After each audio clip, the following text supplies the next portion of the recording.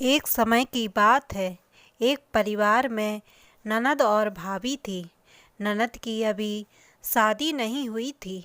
वह हर दिन तुलसी के पौधे की सेवा करती थी, लेकिन भाभी को यह सब फूटी आँख नहीं सुहाता था।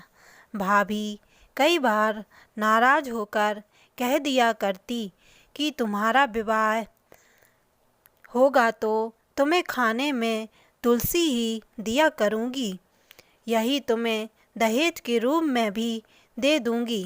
कुछ साल बीतने पर जब ननद की शादी हुई तो भाभी ने बारात के सामने तुलसी का एक गमला फोड़कर रख दिया, लेकिन वह गमला स्वादिष्ट व्यंजनों के रूप में बदल गया।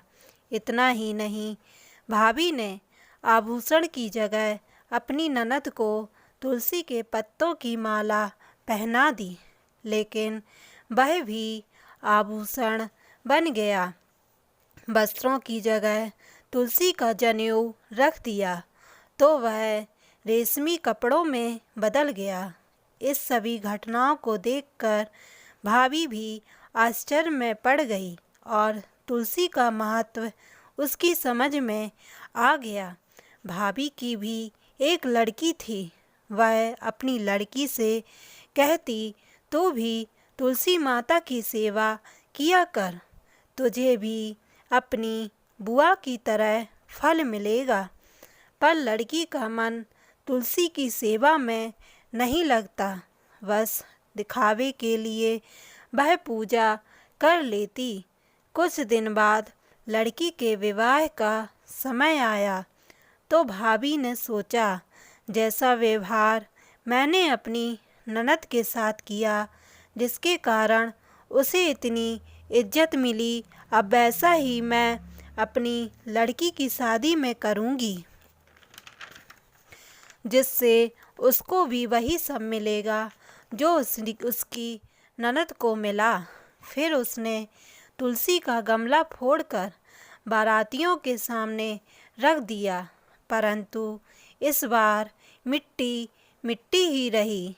गले में पहनाई हुई तुलसी की माला वैसी ही रही और तुलसी का जनेऊ वैसा ही रहा। सभी बाराती यह सब देखकर भाभी को बुरा भला कहने लगे और ससुराल में भी सभी लड़की की बुराई ही कर रहे थे। भाभी ननद को कभी अपने घर नहीं बुलाती थी। एक दिन भाई ने सोचा, क्यों ना मैं अपनी बहन से मिल आऊं। उसने अपनी इच्छा पत्नी को बताई तथा सौगात ले जाने के लिए बहन को देने के लिए कुछ मांगा तो भाभी ने थैले में ज्वार भरकर कहा, और तो कुछ नहीं है घर में, यही ले जाओ। भाई बड़े दुखी मन से बहन के घर की ओर चल दिया और मन ही मन सोचने लगा, भला बहन के घर कोई ज्वार लेकर जाता है। चलते चलते जब बहन के नगर के समीप पहुंचा तो भाई ने एक गौशाला में गाय के सामने ज्वार का थैला पलट दिया। तब गौपालक ने कहा, ए भाई, ये हीरे जवाहरात गाय के आगे क्यों डाल रहे हो? तब भाई ने देखा तो सच में वह हीरे जवाहरात बन गए थे। तब भाई ने उसे सारी बात बता दी और वह फिर वही हीरे जवाहरात लेकर प्रसन्न मन से बहन के घर गया। बहन भाई को देखकर बहुत ही प्रसन्न हुई और उसकी खूब आवभगत की। शालिग्राम जी की कथा। पौराणिक कथा के मुताबिक भगवान शिव के गणेश और कार्तिकेय के अलावा एक और पुत्र थे, जिनका नाम था जलंधर। जलंधर असुर प्रवृत्ति का था।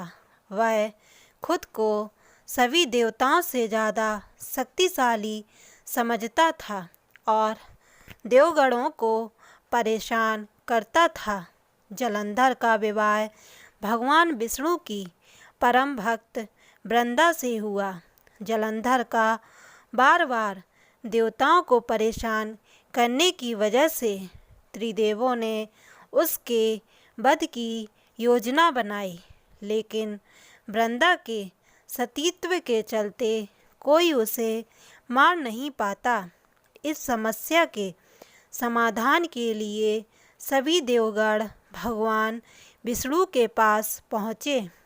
भगवान विष्णु ने हल निकालते हुए सबसे पहले वृंदा के सतीत्व को भंग करने की योजना बनाई। ऐसा करने के लिए विष्णु जी ने जलंधर का रूप धारण किया और वृंदा का सतीत्व भंग कर दिया। इसके बाद त्रिदेव जलंधर को मारने में सफल हो गए। विष्णु भगवान ने वृंदा से छल किया था। वृंदा ने इस छल के बाद अपने पति के वियोग में भगवान विष्णु को श्राप दे दिया था। कहा था कि आप काला पत्थर बन जाओगे। आपने मेरे साथ छल किया है, अब आपकी पत्नी का भी कोई छल के साथ अपहरण करेगा। इतना ही नहीं, आपको भी अपनी पत्नी के वियोग में दुख सहना पड़ेगा। इस श्राप के बाद वृंदा अपने पति जलंधर के साथ सती हो गई थी। सती होने के बाद जब उस राख से तुलसी के पौधे का जन्म हुआ, बाद में भगवान विष्णु को अपने किए पर दुख हुआ। उन्हें लगा कि उन्होंने वृंदा का पतिव्रता धर्म तोड़कर अच्छा नहीं किया है। भगवान विष्णु ने वृंदा को आशीष दिया कि हर साल कार्तिक शुक्ल एकादशी को शालिग्राम के रूप में उनका विवाह तुलसी के साथ संपन्न होगा। इसलिए शालिग्राम और कोई नहीं बल्कि स्वयं भगवान विष्णु का रूप है। ऐसा करने वालों की वह हर मनोकामनाएं पूर्ण करेंगे। कहा जाता है तभी से लोग तुलसी का विवाह करने लगे।